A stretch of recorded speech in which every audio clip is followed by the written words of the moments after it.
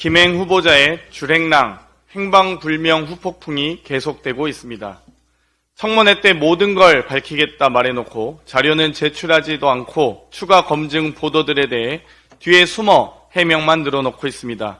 그런데 왜 그렇게 감췄는지, 제가 지적한 직후 갑자기 왜 그렇게 화를 내며 도망갔었는지, 끝까지 답하지 않았던 딸 관련 주식 현황에 대해 제보를 통해 확인한 내용을 밝히겠습니다. 저는 김행 장관 후보자 인청 당시 주식거래 내역, 지분 구조를 끊임없이 요구했습니다. 2013년 당시 딸의 7천주를 백지신탁했었는지, 18년부터 19년 과정에서, 재매입 과정에서 또 22.47%의 최대 주주가 딸인지도 정확하게 물었습니다. 현재 지주사 소셜홀딩스를 제외하고 소셜뉴스 최대 주주가 김행 후보자의 딸임을 확인했습니다. 청문회 당시 후보자가 제출한 자료에는 딸을 우호 지분 또는 땡땡땡으로 가려놓고 확인할 수 없도록 했었습니다. 그런데 의외의 시점에 딸이 주식을 매입합니다. 김행 후보자가 소셜뉴스 공동 창업자에게 경영권을 인수받을 때, 감사합니다.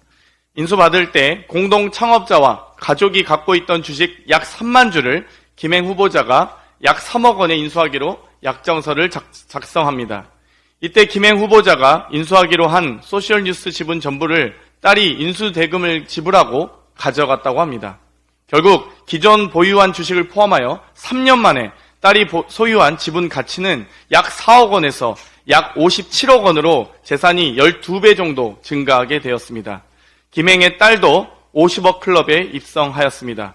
어떤 해명을 하더라도 결과적으로 사실상 딸을 통해 부당한 재산 은닉, 재산 상속이라는 합리적 의심이 들 수밖에 없습니다.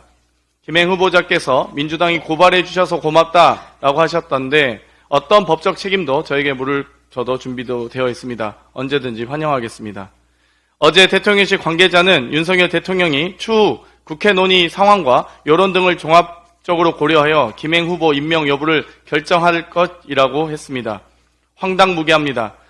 제대로 자료도 제출도 못하고 인청도 채 끝내지 못했는데 아직도 고려할 게 남았습니까? 국회는 이미 김행 후보자가 사퇴한 것으로 간주하고 있습니다. 윤석열 대통령은 국민의힘 패배 시에 김행 후보 임명 여부가 아니라 전면 개각 여부를 결정해야 할 것입니다. 윤석열 대통령의 국회와 민심을 고려한 첫 결정을 기대하겠습니다. 이상입니다.